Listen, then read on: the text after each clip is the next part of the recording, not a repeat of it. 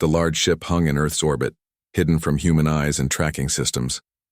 Inside, Commander Lyra Vexthal stood by the main viewing window. Her skin shimmered like a pearl under the starlight. Her eyes, now a deep violet, scanned the blue planet below. "Another primitive world," said Castor, her second in command. He stood a few steps behind her, his forearms crossed over his chest. "Perhaps," Lyra said. Her voice was smooth and cool. "But the reports say they are advancing quickly. The Council believes they might be useful."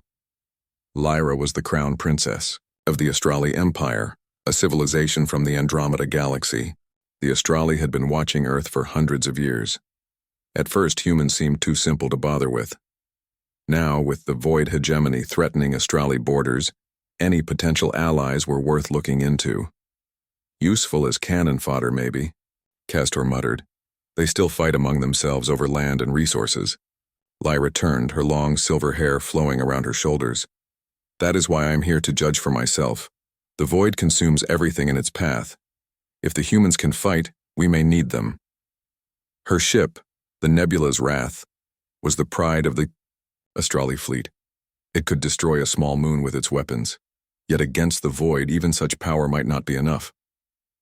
"Release the drones," Lyra ordered. "I want data from all major population centers." Small, round objects shot out from the ship. They looked like silver balls, but were packed with advanced scanning technology. They would map human cities and gather information on Earth's weapons, technology, and social structures. Lyra sat in her command chair, watching the data flow in.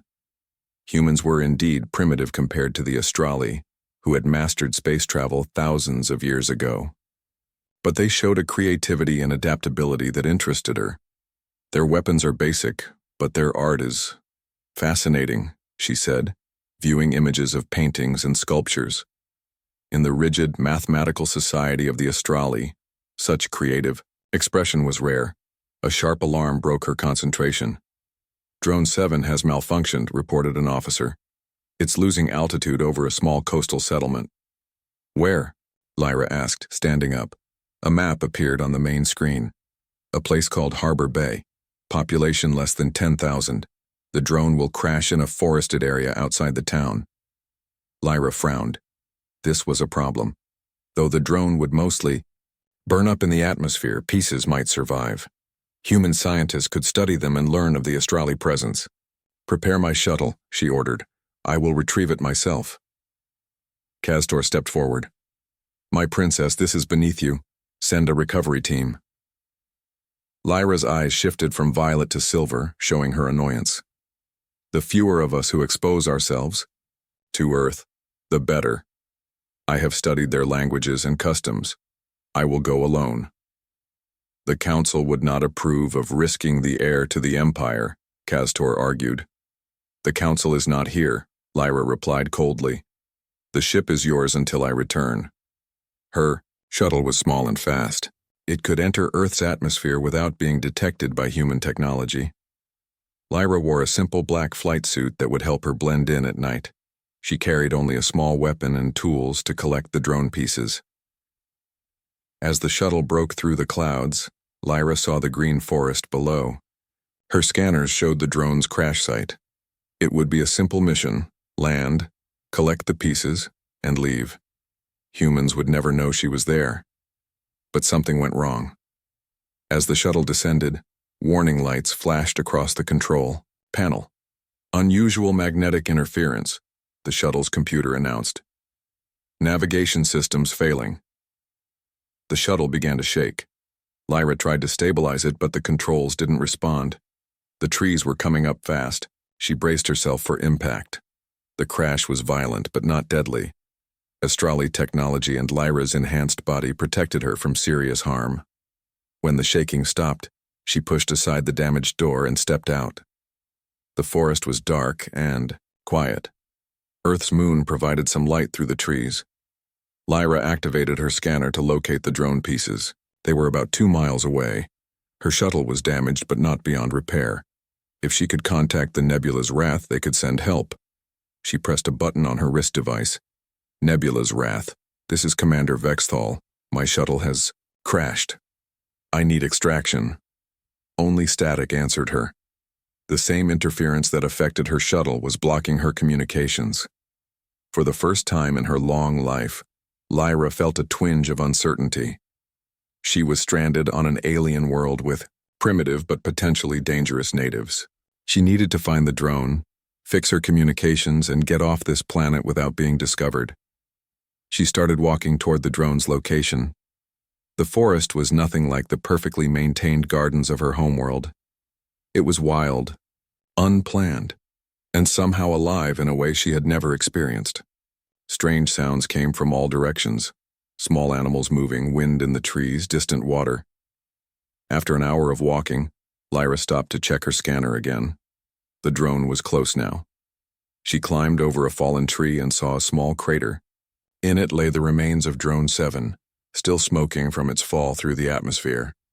She quickly gathered the pieces, putting them in a containment field that would prevent human technology from analyzing them. As she finished, she heard a new sound. Heavy footsteps and the beam of a light cutting through the trees. Lyra ducked behind a large rock. A human was coming. She could retreat, but her curiosity got the better of her. In 300 years of life, she had never actually seen a human up close. The light came closer. Lyra's hand moved to her weapon, just in case. Then the human stepped into the clearing, and Lyra saw her clearly for the first time. A female human with short brown hair, wearing a green uniform and carrying a large flashlight. She was examining the crash site with obvious confusion. Her face showed concern rather than fear. "Hello?" the human called out. "Is anyone hurt? I saw something come down." Lyra remained hidden, studying this unexpected complication. The human seemed to be some kind of authority figure based on her uniform. Letting her report a crash would bring more humans to investigate. Lyra had to make a choice: retreat and find another way to contact her ship, or reveal herself and control the situation. Either way, her simple mission had just become much more complex. 3 days passed, and the storm showed no signs of letting up. Rain pounded the cabin roof and wind howled through the trees. The small creek behind Morgan's cabin had turned into a rushing river. Inside, an unusual routine had developed. Each morning, Lyra would try to fix her communication device using tools so advanced they looked like magic to Morgan. Each afternoon, she would announce another failure. "Your planet's magnetic field is unique," Lyra explained as she adjusted something inside the small silver box. "It creates interference patterns I've never encountered before." Morgan watched, from her small kitchen table, sipping coffee. "So you're stuck here?" "Temporarily," Lyra said firmly. "My ship will eventually realize something is wrong and scan for me." "How long will that take?" Lyra's lips tightened. "Perhaps a week. Perhaps longer," Morgan nodded. "Well, you're welcome to stay. It's not like I get many visitors out here." The alien princess looked up, her eyes shifting to a curious green. "Why do you live so isolated from your own kind?" It was a question Morgan usually avoided. But sitting across from an alien who had traveled across galaxies, her usual excuses seemed small. "After the war, I needed space," she said finally. "Some of us see things we can't unsee, do things we can't undo. Being alone helps." Lyra set down her tools. "Your species confuses me. You claim to value connection, yet you separate yourselves when wounded." "What do Astrali do when they're wounded?" Morgan asked. "We do not get wounded," Lyra said simply. "Not in the way you mean." Morgan raised an eyebrow. "So your people never feel sad or guilty or scared?" "Those emotions are inefficient. We evolved beyond them centuries ago." Morgan laughed. "You can't evolve beyond emotions. They're part of being alive." Lyra's eyes flashed silver. "My people have lived for thousands of years in perfect harmony because we follow logic, not feeling." "Sounds boring," Morgan said, getting up to wash her cup. Lyra stared at her, clearly offended. "We have created wonders your kind cannot imagine. Our cities float among the clouds, our ships can cross galaxies. Our lifespans are measured in centuries, not decades."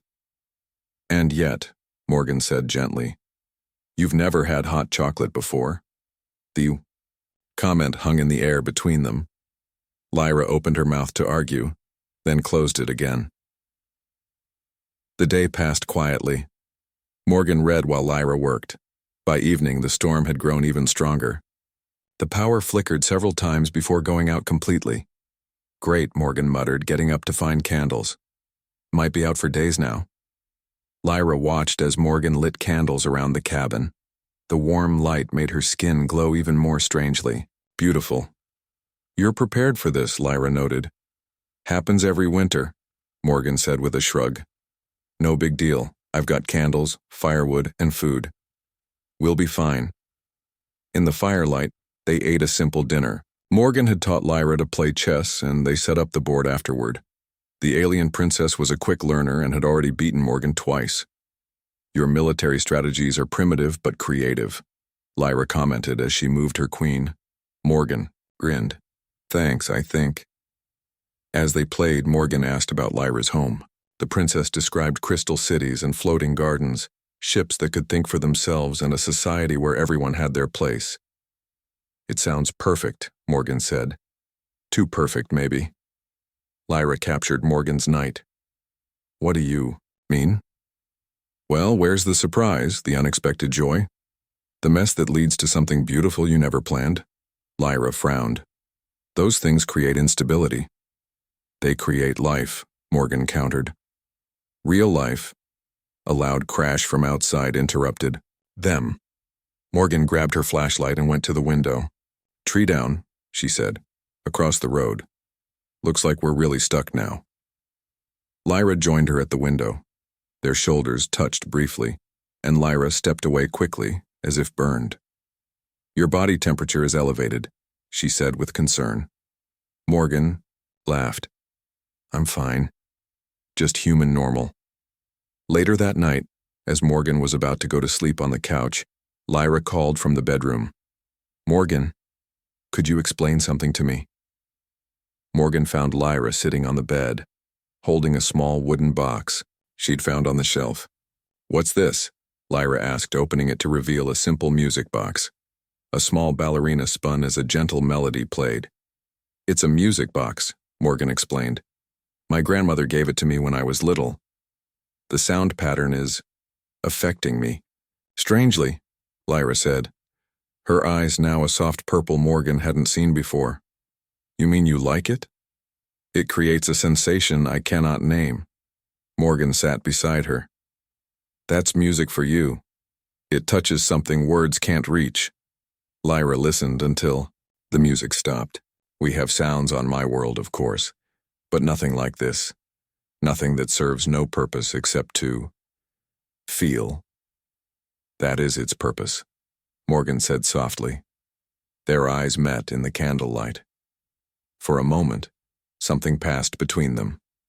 A connection that needed no words. The next morning, Morgan woke to the sound of silence. The storm had finally passed. Sunlight streamed through the windows, making the raindrops on the glass sparkle. Lyra was already up, standing outside on the small porch. Morgan joined her, breathing in the fresh, clean air. It's beautiful, Lyra said, looking at the forest around them.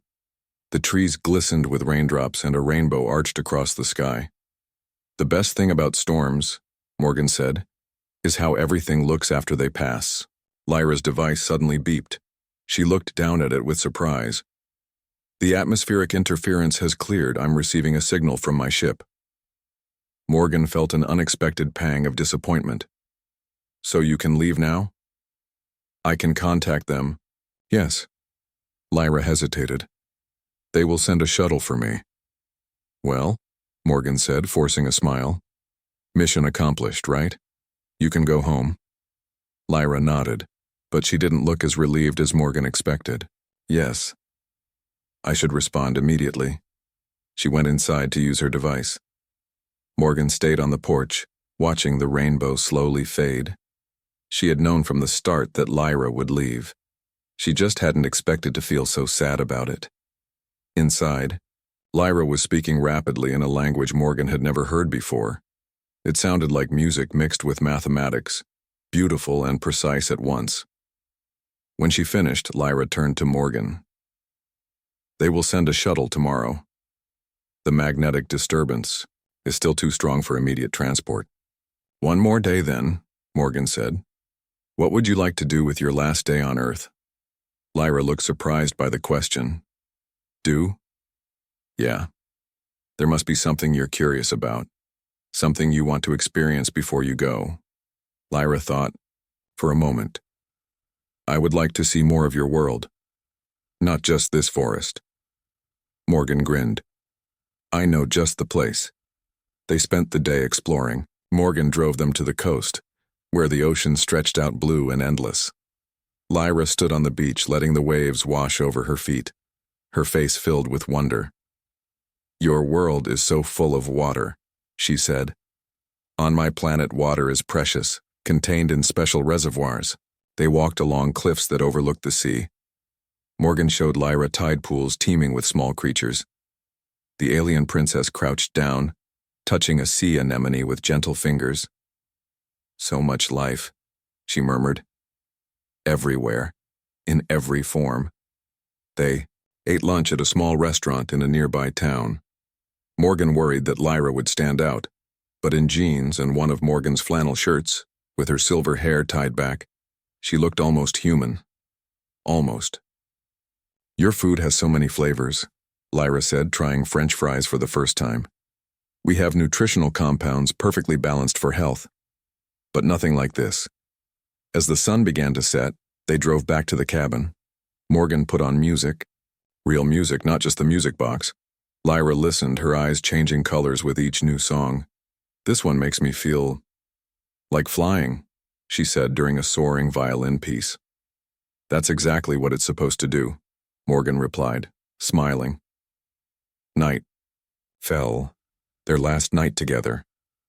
Tomorrow, Lyra would return to her ship, to her life among the stars. Morgan would go back to her quiet existence as a forest ranger. Two lives that had crossed briefly, never to meet again. Morgan, Lyra said as they sat by the fire, thank you for showing me your world. Thanks for not abducting me for experiments, Morgan joked. Lyra didn't laugh. I have studied 17 different civilizations across the galaxy, but I have never experienced one like this. Morgan looked into those color-changing eyes and saw something new there, something that looked very much like regret. Will you tell them? Morgan asked. Your people. Will you tell them about us, about Earth? Lyra looked into the fire. I must give my report to the Council. They will decide if humans are worthy of contact.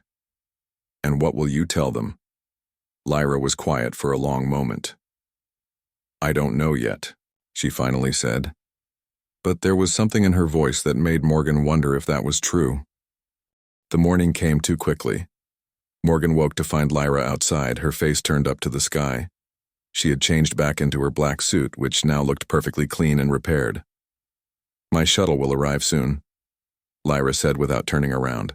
I've directed it to land in the clearing where we met. Morgan nodded, trying to ignore the heaviness in her chest. I'll drive you there. They rode in silence through the forest.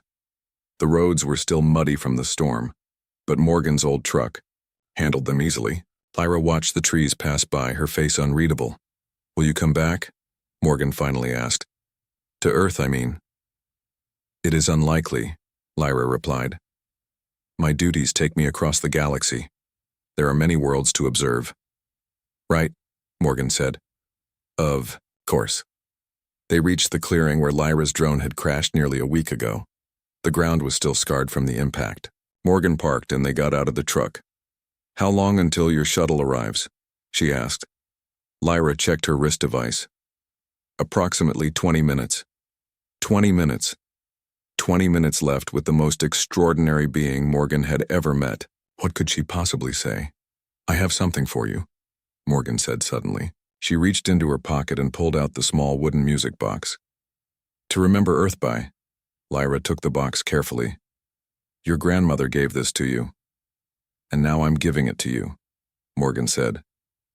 Maybe someday you can play it and remember. That there's a little planet out here where people make beautiful things just to feel something. Lyra opened the box. The tiny ballerina began to spin, the sweet melody filling the clearing. For a moment, neither of them spoke. Then Lyra's device beeped urgently. Her eyes widened as she read the display. "What is it?" Morgan asked. "A message from my ship," Lyra said, her voice tight. "They're under attack." "Attack? By who?" "The Void. Hegemony," Lyra said, her eyes now a dark, stormy gray. "They must have followed us here." She pressed buttons on her device rapidly, speaking in her musical language. The response seemed to upset her even more. "3 Void scout ships have engaged the nebula's wrath," she explained to Morgan. "My crew is holding them off, but our position is compromised." "And now?" She looked up at the sky with dread. "The Void knows about Earth." Morgan felt a chill. "What does that mean?" "The Void hegemony consumes worlds, Morgan. They strip planets of resources and enslave populations. If they've discovered Earth..." She didn't need to finish the sentence. The device beeped again. Lyra listened to the message, her face growing darker. "The shuttle can't reach us," she said. "The Void Scouts have established a blockade in orbit. Any ship trying to land would be shot down." Morgan tried to process this. "So you're still stuck here? And my crew is in danger," Lyra said. "If the nebula's wrath is destroyed, Earth will be defenseless against the Void." She began pacing, her eyes shifting rapidly between colors. "I need to reach my ship. I need to lead the defense."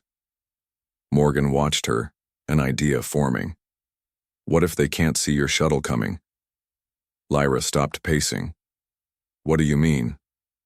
"When I was a pilot, we used weather to hide from enemy radar. Thick cloud cover, storm systems. If the atmospheric conditions messed with your communications, maybe they would mess with their tracking systems too." Lyra's eyes brightened. "It's possible. The Void technology is different from ours. They might not be calibrated for Earth's unique magnetic field." "The storm has passed here," Morgan said. "But there's another system moving in from the coast. I can see it on my weather radar at the ranger station." Hope flickered across Lyra's face. "If I could modify my communication device to create a similar interference pattern, amplified, it might work. But you'd need to be in the air to broadcast it effectively, right?" Morgan asked. "Close enough to the Void ships to affect them?" Lyra nodded slowly. "The shuttle would need to get within the upper atmosphere, but the device would need constant adjustment during ascent. The magnetic fields shift as you leave the planet's surface." Their eyes met as the same realization hit them both. "I'd have to go with you," Morgan said. "It would be extremely dangerous," Lyra warned. "If we fail, the Void ships will destroy us," Morgan smiled. "I've flown through worse odds." They moved quickly after that. Lyra reprogrammed her communication device while Morgan gathered supplies from her truck. Basic first aid kit, flashlight, water bottle, probably useless in space, but old habits died hard. Lyra's device beeped again. "My shuttle has found a gap in the Void's sensor grid. It's making a high-speed approach, using the storm front as cover." Morgan looked up at the sky. Dark clouds were gathering to the west, moving quickly toward them. "Perfect timing. How will we find your ship once we get up there?" she asked. "The nebula's wrath will detect my signal and decloak long enough to retrieve us," Lyra explained. "But we'll be vulnerable during that moment." A low humming filled the air. Morgan looked up to see a silver object descending through the clouds. It was smaller than she expected, about the size of a large car, but unlike any aircraft she had ever seen. It had no visible wings or engines, yet it moved with perfect control.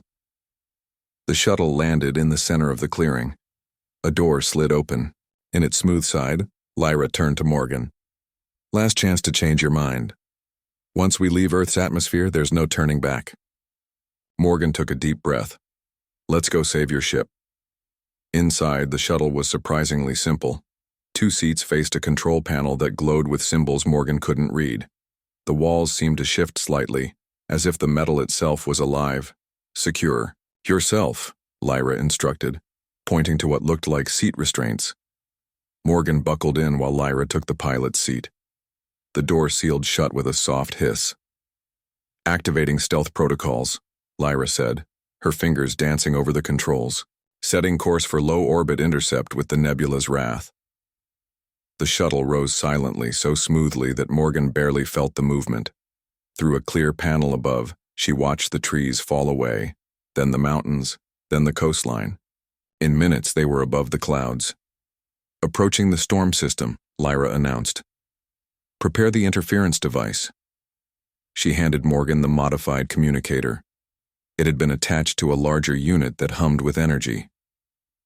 "When I give the signal, activate this control," Lyra explained, pointing to a glowing blue panel.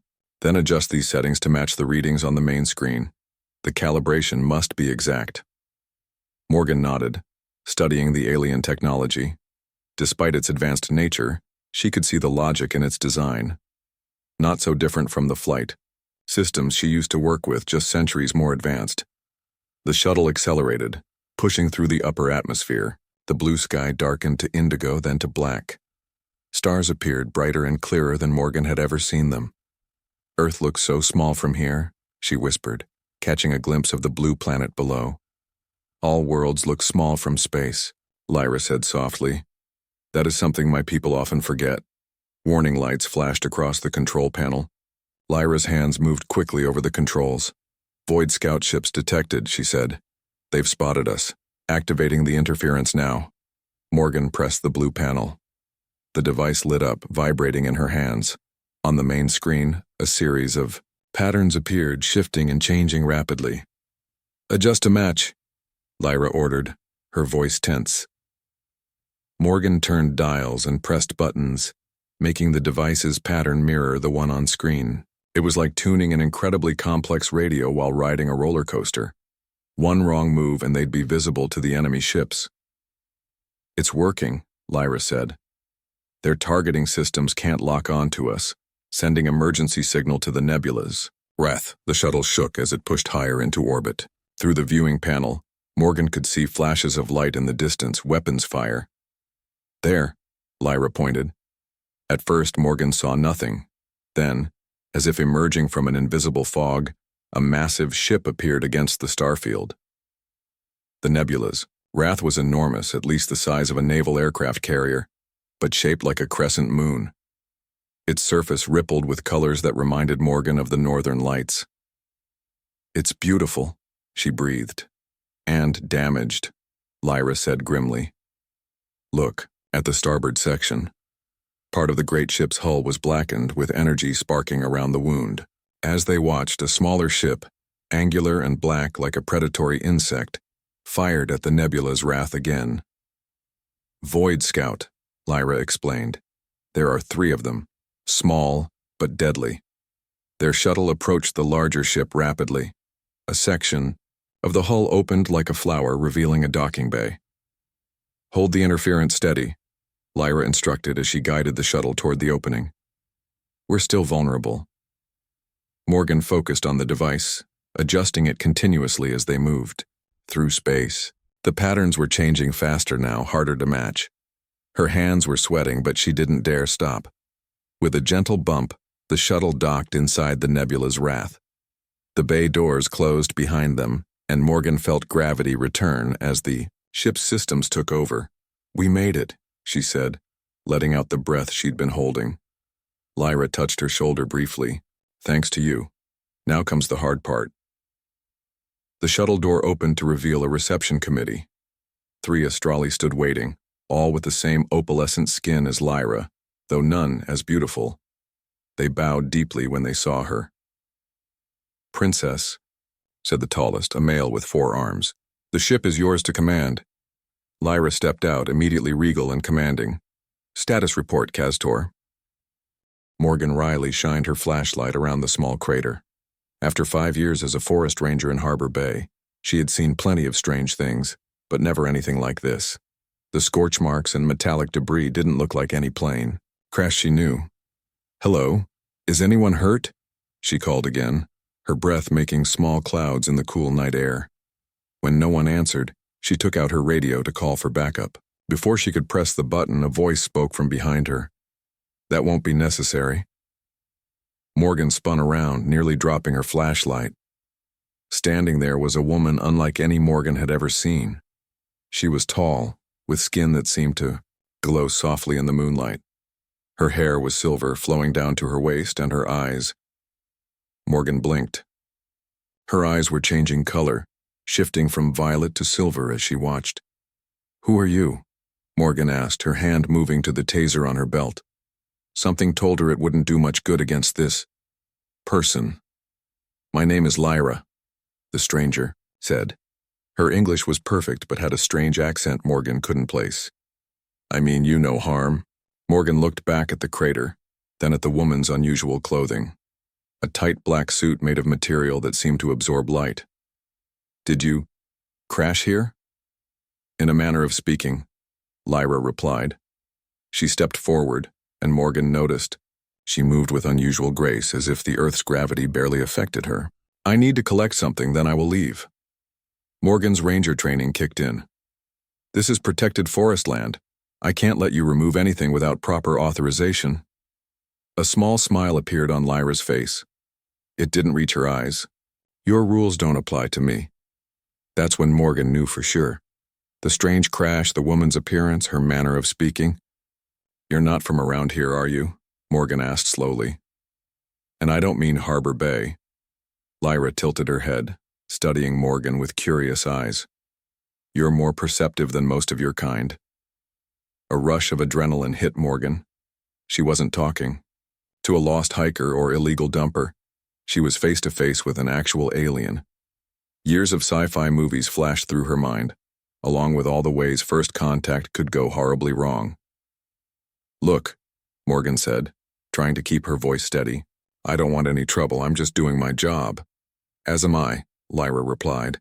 She held up a small device that hummed softly. "I need to collect the remains of my equipment and repair my communication system. Then I will be gone from your world." "You're stranded," Morgan realized. Despite her fear, she felt a twinge of sympathy. She knew what it was like to be lost, in unfamiliar territory. Before becoming a ranger, she had been a military pilot, stranded once in hostile territory after her plane was shot down. A sudden gust of wind made the trees sway. In the distance, thunder rumbled. Morgan looked up at the gathering clouds. "There's a storm coming," she said. "A bad one from the sound of it. Do you have shelter?" Lyra frowned. "My shuttle is damaged. I need to contact my ship in orbit." Morgan's mind reeled at the casual mention of a ship in orbit, but she focused on the immediate problem. "Your communications won't work in this storm. The mountains around Harbor Bay block signals even in good weather." As if to prove her point, rain began to fall, light at first but quickly getting heavier. Lightning flashed across the sky, followed by a crash of thunder. Lyra looked up at the sky with annoyance. "Earth weather is inconvenient." "Despite everything," Morgan laughed. "You can say that again. Look, my cabin is about a mile from here. You can wait out the storm there while you figure out how to contact your people." Lyra's changing eyes studied Morgan carefully. "Why would you help me?" Morgan shrugged. "Because you're stranded and there's a storm. Where I come from, that's reason enough." For a moment, Lyra didn't move. Morgan could almost see calculations happening behind those strange eyes. Finally, the alien woman nodded once. "Very well. I accept your offer, Morgan Riley." Morgan started. "How do you know my name?" Lyra pointed to the name tag on Morgan's ranger jacket. Morgan felt her face flush. "Right. Of course." The rain was coming down hard now. Morgan led the way through the forest, using her flashlight to illuminate the narrow trail. Lyra followed, moving easily despite the rough terrain and darkness. "So," Morgan said over her shoulder, trying to sound casual, "you're really an alien?" "I am Astrali," Lyra corrected, "from a system you would call Messier 110. Your people haven't discovered us yet. And you're here because—" "Observation," Lyra said simply. "My people have been watching Earth for some time." A chill ran down Morgan's spine that had nothing to do with the rain. "Like abducting cows and probing humans kind of watching?" Lyra made a sound that might have been a laugh. Nothing so crude. We study civilizations. Yours is interesting. They walked in silence for a while. The storm grew stronger, wind whipping through the trees. By the time Morgan's cabin came into view, they were both soaked. The cabin was small but sturdy, built to withstand the coastal storms. Morgan unlocked the door and ushered Lyra inside. She flipped a switch and warm light filled the space. "It's not much," Morgan said, suddenly aware of how basic her home must seem to someone from an advanced civilization. Lyra looked around with interest at the simple furniture, the books on the shelves, the photographs on the walls. "You live here alone?" Morgan nodded as she hung up her wet jacket. "Just me and occasionally my dog, Rusty. He's staying with a friend in town this week." She got a fire going in the small fireplace, then found some dry clothes for Lyra. The alien princess examined the flannel shirt and jeans with obvious skepticism. "Your attire is inefficient," she commented. "It's comfortable," Morgan countered, "and dry, which is more than I can say for what you're wearing now." While Lyra changed in the bathroom, Morgan made hot chocolate. When Lyra emerged, looking strangely normal in earth clothes, Morgan handed her a steaming mug. "What is this?" Lyra asked, sniffing the drink cautiously. "Hot chocolate. Universal comfort food. Well, on this planet anyway." Lyra took a small sip, and her eyes widened, shifting to a bright violet. "This contains theobromine and phenethylamine. If you say so. Most people just say it's delicious." For the first time, Lyra's smile seemed genuine. "It is pleasant." They sat by the fire, the storm raging outside. Morgan had 1,000 questions but didn't know where to start. Lyra solved the problem by asking questions of her own. "These images?" she said, pointing to the photographs. "They are your family." Morgan nodded. "My parents and my brother. They live on the East Coast. And you chose to live here away from your clan?" "Family, not clan. And yes, I like the quiet. After the military, I needed peace." Lyra's eyes changed again, to a softer blue. "You were a warrior?" "A pilot," Morgan corrected. "But yes, I saw combat." Lyra nodded with new respect. "My people are warriors too. We fight to protect our empire from threats." Outside, lightning struck close by, and the lights flickered. Morgan glanced out the window at the sheets of rain. "No one's going anywhere tonight. You can take the bed. I'll sleep on the couch." Lyra looked confused. "You would give up your rest chamber for me? A stranger?" Morgan shrugged. "That's what hosts do. Besides, you're not just any stranger. You're the first alien I've ever met. Seems like the least I can do." As she set up blankets on the couch, Morgan wondered what she had gotten herself into.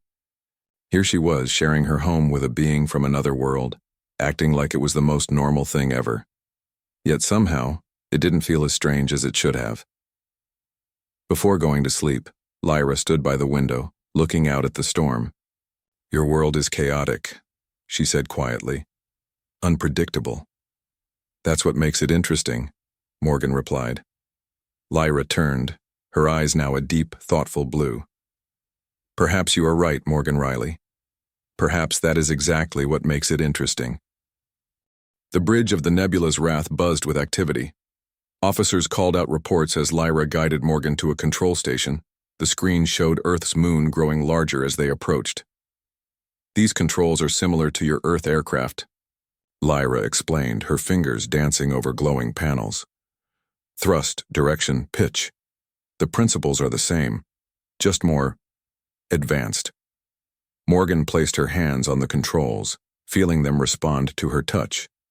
The system seemed to adapt to her, the symbols changing to forms she could understand. "The ship is connecting to you," Lyra said, noticing Morgan's surprise. "It senses your thoughts, your intentions." "Convenient," Morgan murmured. She focused on the moon ahead, calculating angles and velocity in her mind. "Void scouts adjusting." "Course to intercept," called an officer. "They've detected our movement." Lyra stood behind Morgan, one hand on her shoulder. "When do we begin the maneuver?" "Not yet," Morgan said, eyes fixed on the screen. We need to get closer. Make them think we're trying to hide behind the moon. The ship shuddered as another blast hit their weakened shields. Warning lights flashed across multiple stations. Shields at 18%, reported an officer. One more direct hit and they'll fail completely. Castor stepped forward. Princess, we must retreat. This human's plan is too risky.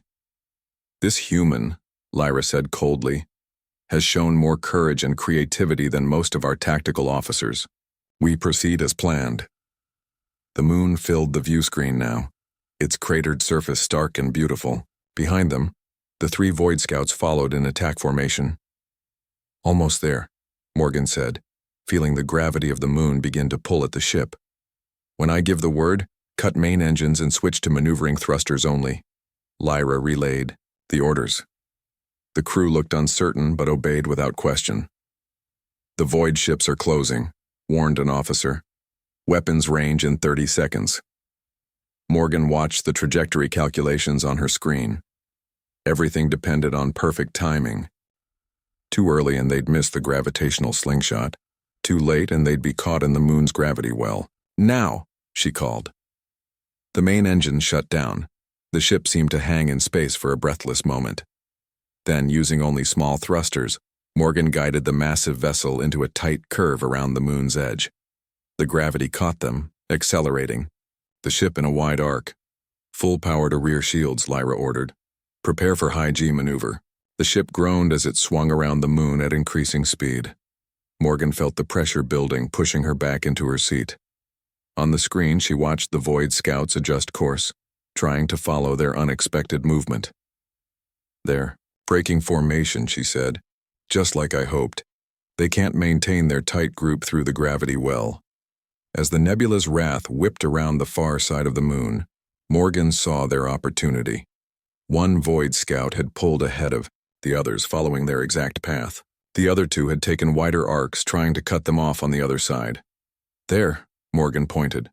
The lead scout is isolated. If we reverse thrust at the exact right moment, Lyra understood immediately. We can use the slingshot to bring us around behind it before the others can respond. Exactly, Morgan confirmed. But we'd need weapons ready the instant we come around. Secondary weapons are still online, Castor reported grudgingly. Not as powerful, but functional. They'll have to do, Lyra said. Prepare to fire on my command. The ship continued its arc, gaining speed from the moon's gravity.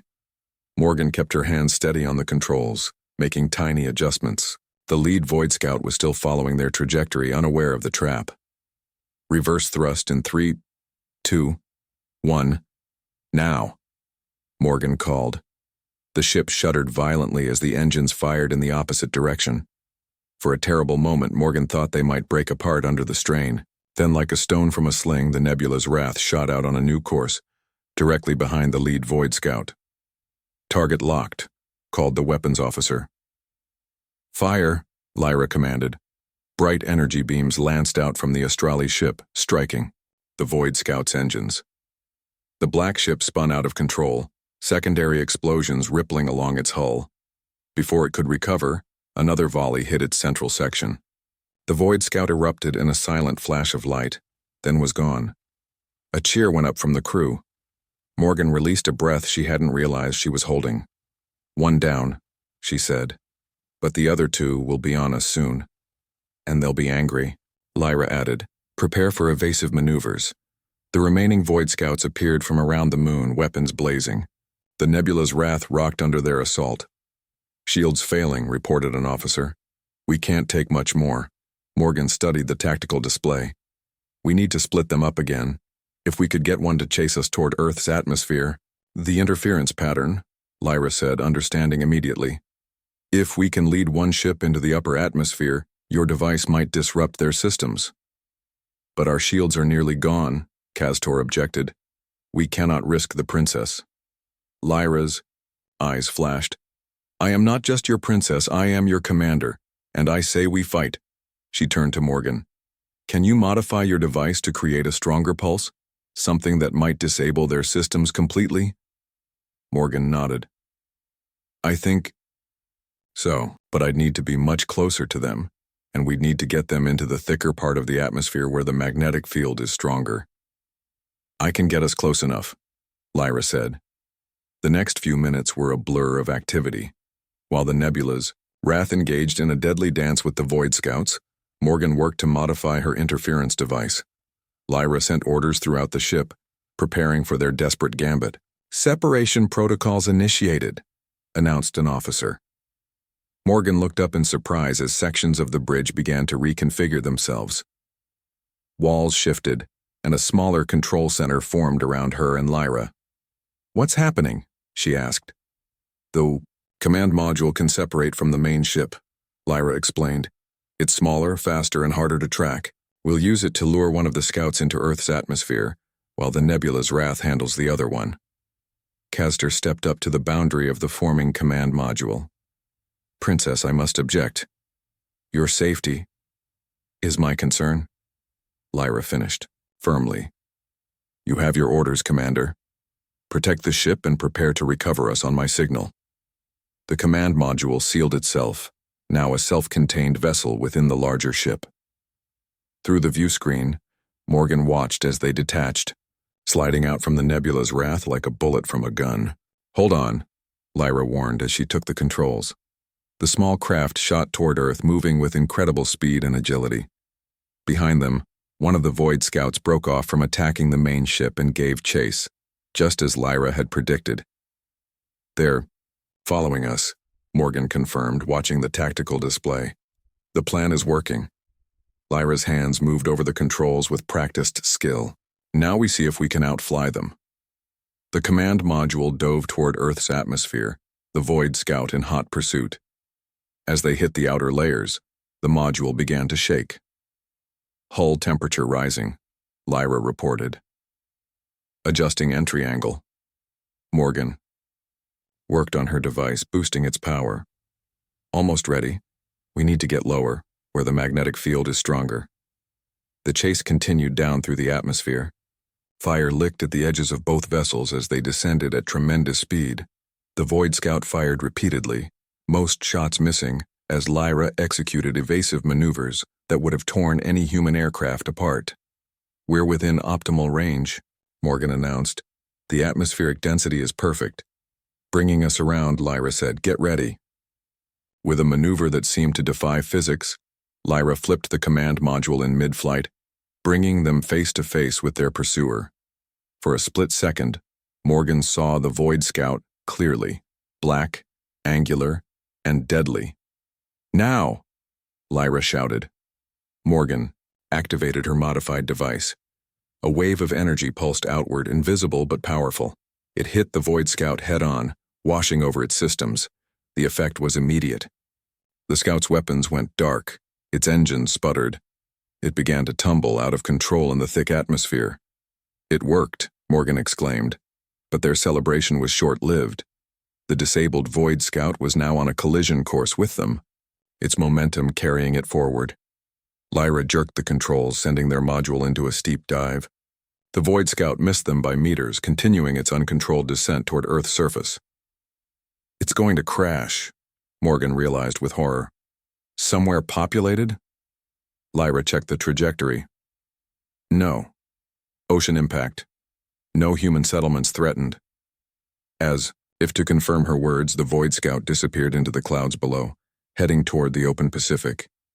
Moments later, a distant flash indicated its end.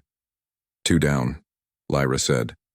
"One to go." She pulled the command module up, heading back toward space where the nebula's Wrath was still engaged with the final Void Scout.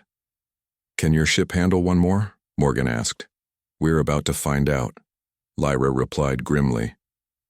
As they broke through the upper atmosphere, they saw the battle still raging. The nebula's Wrath was damaged but fighting back. The last Void Scout circled it like a predator, firing continuously. "Nebula's Wrath, this is Commander Vexthal," Lyra transmitted. "Status report." Castor's voice came through, strained but steady. "Main weapons back online at 40%, Princess, but our maneuverability is compromised. We cannot get a clear shot."